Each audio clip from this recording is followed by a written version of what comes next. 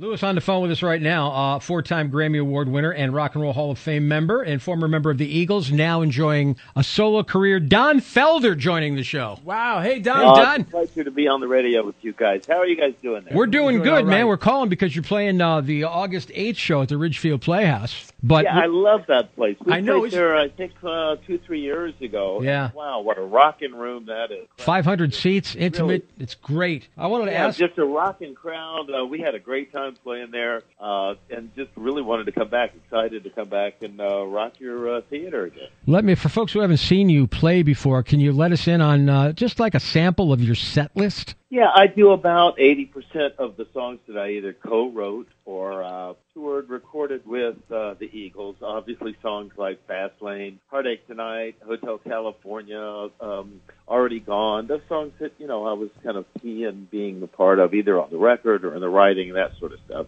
And then I do a couple of salutes to Stevie Ray Vaughan. I do a song, Pride and Joy of his, that just gives me a chance to play the blues. And people love that.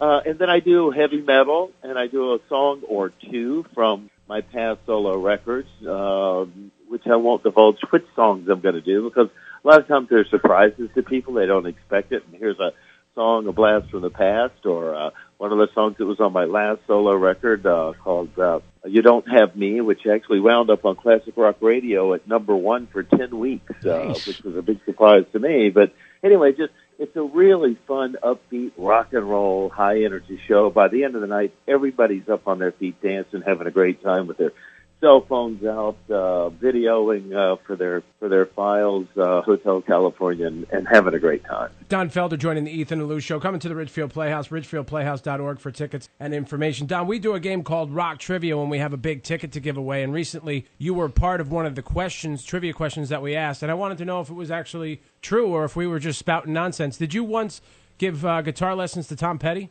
Yeah, I did. I worked in this store in Gainesville, Florida called Lippa Music, and one day this kind of scrawny, buck-teeth, blonde-headed kid came in who was playing bass in this band called the Epics. Now, this is probably 63, and the word epic at that time was just, epic, but now it's had a huge resurgence of being something really spectacular.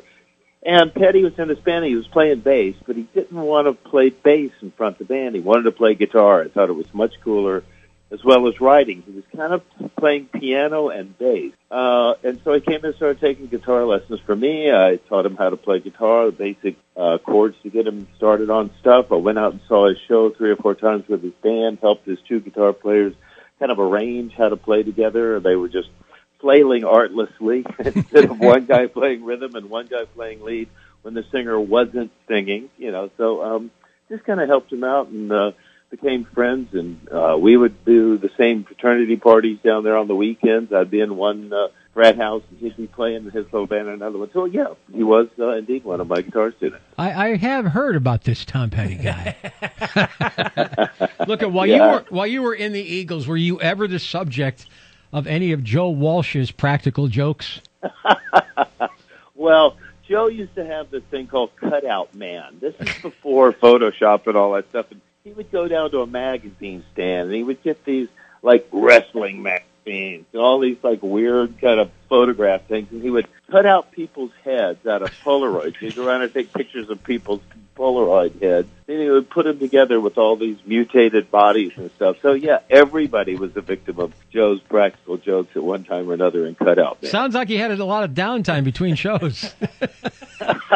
Well, the studio was really where we had the most amount of downtime because, it would take sometimes 2 days, 3 days for a singer to sing the lead vocal on a part.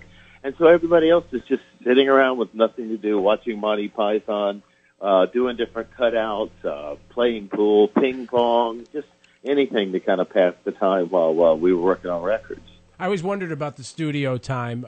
Rock stars obviously famous for their partying. Was there ever anybody that you were in a recording studio with that just couldn't get through a day without ruining it with booze and drugs? Well, you could select just about any one of the Eagles at one time or another would fall into that category. During the 70s, we were all kind of abusive that way. And, at the time, it seemed like it was just normal behavior. But in hindsight, looking back at it, you know, it was really ineffective because we'd go back in the next day clean and sober, listen to what we'd done, and go, well, I guess it's time to redo that session, you know, to do it over again. All right, Don Felder, August 8th, Ridgefield Playhouse. If you've seen him, you know you're going to come back. But you say you play 80% Eagles stuff, right? Yeah, it's a large part of my show. Right. Everybody knows the lyrics to all the songs. Everybody gets up and dances. It's just a really fun, upbeat night at the show. Tell them where to get their tickets, Louis. You can go to 203-438-5795, call in the box office directly, or just go to ridgefieldplayhouse.org. Don Felder, thank you so much for spending some time with us today. Appreciate it. I'll see you at the show. Come on out. We're going to rock you. All right. Have a good one, Don. Bye, Don. All right, thanks. Bye-bye. There you go, Ethan. Nice. Don Felder, good job. Nice. You notice that these rock stars that were real popular back in the 70s and 80s, a lot of times when they were doing substances, they sound like they got their stuff pretty well together. You know why that is? The ones that are alive. Yeah, and that's the reason. Because they know that if they just kept doing that stuff, they'd be dead. Yeah, Alice Cooper, forget it. Like the stories that he tells about what he used to do to himself. Right. Wild stuff. These guys live 10 lives. Oh, my God. It's amazing. Don Felder, Tuesday, August 8th, the Ridgefield Playhouse. If you would like to go, I've been authorized to give a pair of tickets away. Cool, man. Give them the number. Phone number is 203-775-9595.